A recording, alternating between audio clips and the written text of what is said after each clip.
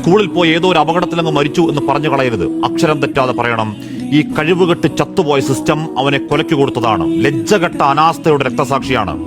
കുട്ടികളുടെ ജീവന് 10 പൈസയുടെ വില കൊടുക്കാതിരിക്കൽ ഇത്രമാത്രം അനാസ്ഥ മനുഷ്യസാധ്യമാണോ എന്ന സംശയം തോന്നിക്കുന്ന രീതിയിൽ ഒരു കൊലമരം കണക്കിയ ദൃശ്യങ്ങൾ കാണുന്നുണ്ട് പ്രേക്ഷകർ.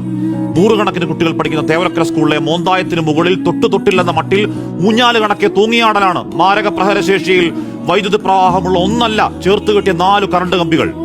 രാവിലത്തെ കളിക്കിടെ ആ നാശം പിടിച്ച തകരഷീറ്റിന് മുകളിലേക്ക് തെറിച്ചുപോയ കൂട്ടുകാരന്റെ ചെരുപ്പെടുക്കാൻ കയറിയതാണ് ചുറുചുറുക്കുള്ള ആ മിടുക്കൻ. കാല് തന്നെ ആ വൈദ്യുലൈന് മുകളിലേക്ക് കമിഴ്ന്നു കിടക്കുന്ന ആ കുരുന്നിന്റെ ദൃശ്യങ്ങൾ ഒരിക്കൽ കൂടിയൊന്ന് കാണാവതല്ല. CPM നിയന്ത്രണത്തിലുള്ള ഭരണസമിതിയും അപകടാവസ്ഥ അറിഞ്ഞിട്ടും പിത്തം പിടിച്ച കണക്കൊന്നും ചെയ്യാതിരുന്ന KSEBയും ചേർന്ന കുരുന്നിനെ കൊലയ്ക്കു കൊടുത്തതാണ്. കാരണക്കാരെ കഴുത്തിന് പിടിച്ച് പുറത്താക്കാൻ അമാന്തമുണ്ടായാൽ തെരുവിൽ പ്രതിഷേധം ഇരമ്പുന്നില്ലെങ്കിൽ നമ്മളൊക്കെ മനുഷ്യരാണോ? ആ സ്കൂൾ ഭരണസമിതി ഉപദേശക വിദ്വാൻ, അവിടുത്തെ ജില്ലാ പഞ്ചായത്ത് അധ്യക്ഷൻ, അയാൾ പറയലാണ്, അവബോധമില്ലാത്ത ആ വിദ്യാർത്ഥിയെ ഷീറ്റിൽ കയറി കാല് തെന്നിയപ്പോൾ കറണ്ട് കമ്പിയിൽ പിടിച്ചതാണത്രേ പ്രശ്നം.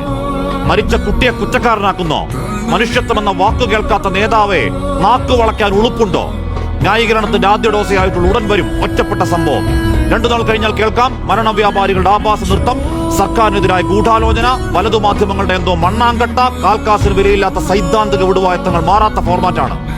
രാവിലെ തന്നെ കേട്ട ആ വാർത്ത, കാണുന്ന ദൃശ്യങ്ങൾ, ആ പാവം പിതാവിന്റെ പുത്രദുഃഖം, വേണ്ടപ്പെട്ട ഒരു കുട്ടി എന്ന മട്ടിൽ ഹൃദയം അങ്ങ് വേദനിക്കലാണ്. പ്രിയപ്പെട്ട കുഞ്ഞെ, സുഖമായി ഉറങ്ങണം. നിനക്ക് സ്നേഹങ്ങൾ, ആദരങ്ങൾ, നെറുകയിൽ അന്ത്യചുംബനങ്ങൾ.